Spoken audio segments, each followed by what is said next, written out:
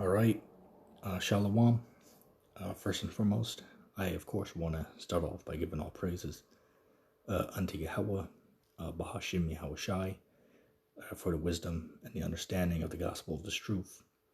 And of course, a sincere Shalom to all of you Akim who are pushing this truth throughout the four corners of the earth.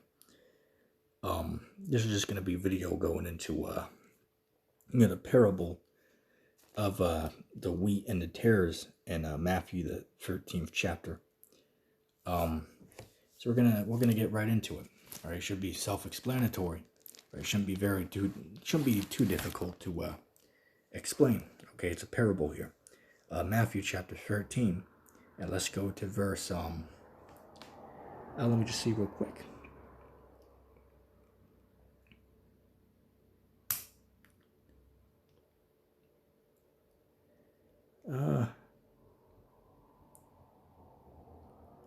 Let's start at verse 18. Okay, so this is the book of Matthew, chapter 13, and verse 18. It says, "Hear ye therefore the parable of the sower.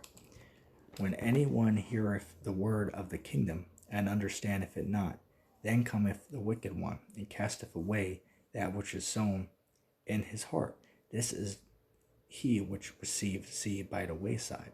But he that received the seed unto stony places, the same is he that heareth the word, and annoy with joy receiveth it. Yet have he not root in himself, but dureth for a while. For when tribulation or persecution ariseth because of the word, by and by he is offended. He also that receiveth seed among the thorns is he that heareth the word, and the cares of this world and the deceitfulness of riches choke the word, and becometh unfruitful." Right, and we'll stop there for a second. What's that going into? Certain guys who come into this, ministry, man, and I can think of, certain of them, man.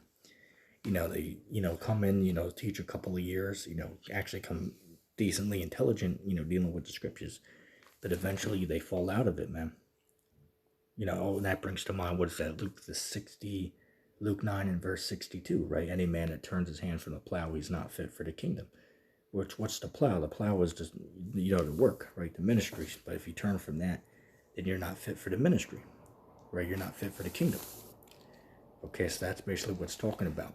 It says, "But he that receiveth seed unto the good ground is he that heareth the word, and understanding it, which also beareth fruit, and bringeth forth some an hundredfold, some 60, and some 30.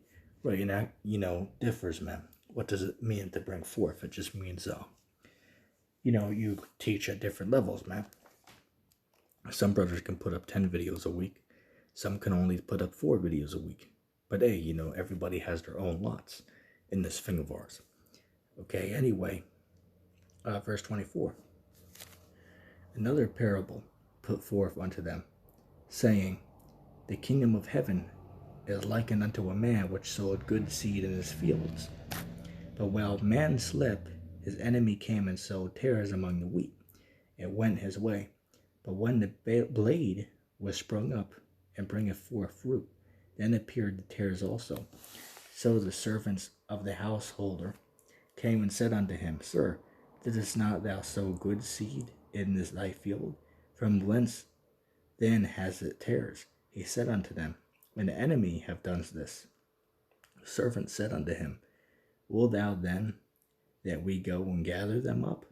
But he said, Nay, lest while ye gather up the tares, ye root up also the wheat within them. Let both grow together until the harvest. And in the time of the harvest I will say to the reapers, Gather ye together first the tares, and bind them in bundles to burn them, but gather the wheat into my barn." Right, and it's going to, let's see.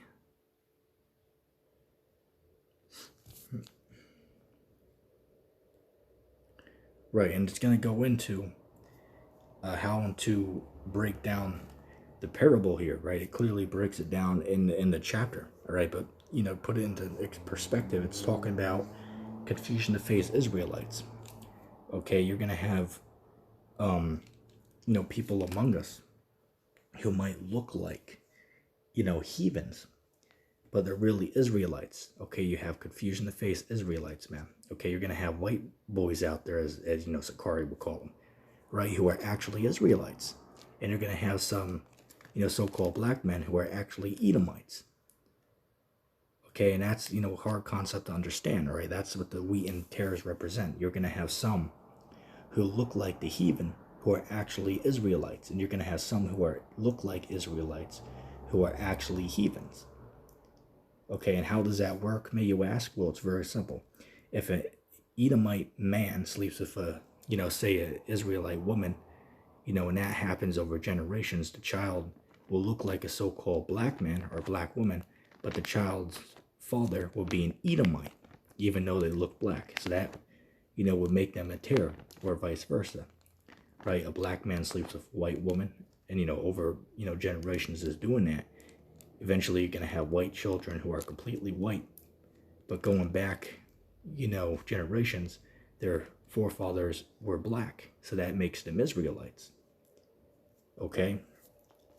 So that's a breakdown to the wheat and the tares, although we will go down further and get the breakdown in the scriptures. Let me see. Let's go to verse 36. It says, Then Yahushua sent the multitude away. It went into the house, and his disciples came unto him, saying, Declare unto us the parable of the tares of the field. And he answered and said unto them, He that soweth the good seed is the Son of Man. The field is the world. The good seed are the children of the kingdom, but the tares are the children of the wicked one. The enemy that soweth them is the devil, and the harvest is the end of the world, and the reapers are the angels. As therefore the tares are gathered and burned in the fire, so shall it be in the end of this world. The Son of Man shall send forth his angels, and they shall gather out of his kingdom all the things that offend, and them which do iniquity, and shall cast them into a furnace of fire. There shall be wailing and gnashing of teeth. Right, but pretty much that's self-explanatory, right? And that is the breakdown of the wheat and the tares in the book of Matthew, the 13th chapter. Okay, that's the interpretation there. And I excuse my voice if I sound a little weird. My throat's actually pretty dry and sore to this morning for some reason. So excuse my voice if I sound a little bit may I say under the weather, for lack of a better word. But anyway, I hope that video was edifying, and I'm gonna say shalom.